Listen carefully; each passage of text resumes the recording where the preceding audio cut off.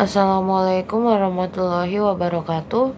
Izin memperkenalkan diri, nama saya Gaitsa Zahira Rozi dengan NPM 2256011016. Di sini saya akan menjelaskan tentang teori dan konsep integrasi sosial masyarakat Indonesia.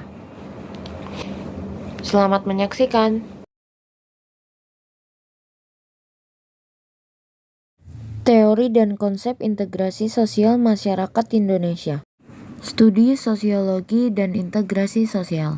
Randall Collins 1975, pakar sosiologi Amerika Serikat, mengatakan bahwa pertanyaan mendasar sosiologi bukanlah mengapa masyarakat terbentuk, tetapi setelah terbentuk apa yang membuat orang-orang tetap terikat di dalamnya, sehingga hal ini menunjukkan pentingnya konsep integrasi sosial dalam sosiologi.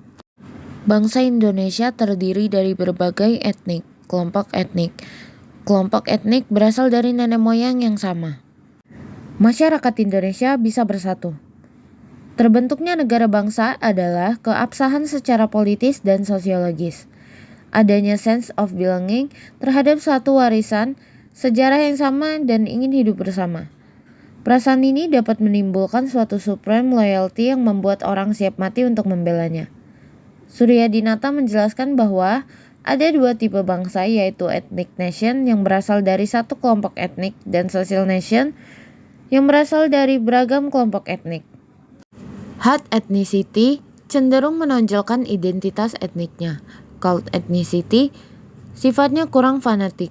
Masyarakat Indonesia nampaknya mempunyai keduanya. Analisis masyarakat Indonesia mengelola integrasi masyarakatnya terutama dalam mengembangkan kesejahteraan, keadilan, dan solidaritas sosial. Studi kasus. Adanya revolusi Irzan yang menumbangkan rezim sekuler. Negara merdeka yang bersifat sekuler sekalipun senantiasa masih juga dibayangi oleh aspirasi non-sekuler. Bila pemerintah sekuler tidak bisa memenuhi kebutuhan rakyat, maka aspirasi non-sekuler akan menguat. Pengertian nasionalisme. Birch 1998.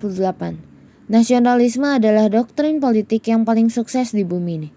Pada masa revolusi Perancis, Birch mencatat hanya ada 20 negara bangsa. Sedang di bagian lain di dunia hanya ada kerajaan-kerajaan kecil atau daerah atau bertuan. Dan hanya ada 175 buah negara bangsa dengan kedaulatan yang jelas dan legal. Setelah Perang Dunia II, sekonyong-konyong banyak negara jajahan Eropa yang memerdekakan diri sebagai negara bangsa sendiri, walaupun kebanyakan negara tersebut bersifat majemuk. Nasionalisme adalah ekspresi perasaan bangsa. Ideologi ini biasanya diekspresikan dalam bentuk gerakan yang memuja bangsa.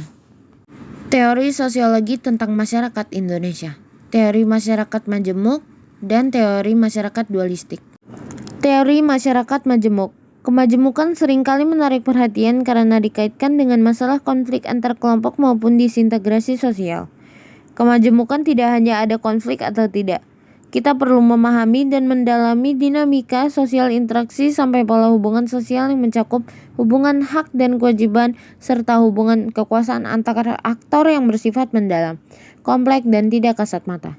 Tokoh penting tentang kemajemukan adalah Furnivall 1939. Ciri masyarakat Hindia Belanda terdiri dari etnik yang tinggal bersama dalam suatu wilayah, namun tidak membaur dan masing-masing memiliki suatu peranata sosial atau sistem keluarga, agama, pendidikan, ekonomi, dan sebagainya yang khas. Teori masyarakat dualistik. J.H. Boyke menemukan perbedaan sistem dan mentalitas ekonomi antara dua peradaban yang hidup dalam masyarakat Hindia Belanda pada waktu itu. Yang menjadi pertanyaan saat itu adalah mengapa kehadiran sistem kapitalisme di Asia Tenggara tidak membawa pengaruh yang sama seperti kapitalisme di Eropa. Menurut Boyke, bahwa pertemuan sistem ekonomi impor yang bersifat kapitalistik dengan sistem sosial yang bersifat prakapitalistik akan menghasilkan suatu dualisme ekonomi. Kesimpulan, pengakuan dan dukungan moral dari rakyatnya. Masyarakatnya mengakui, mendambakan, dan membayangkannya. Nilai kesatuan dan cita-cita sebagai suatu bangsa tetap hidup dalam alam budaya masyarakat Indonesia yang majemuk dan sejauh mana kita berusaha memelihara. Sekian penjelasan materi dari saya. Saya memohon maaf bila ada kesalahan. Saya ucapkan terima kasih. Wassalamualaikum warahmatullahi wabarakatuh.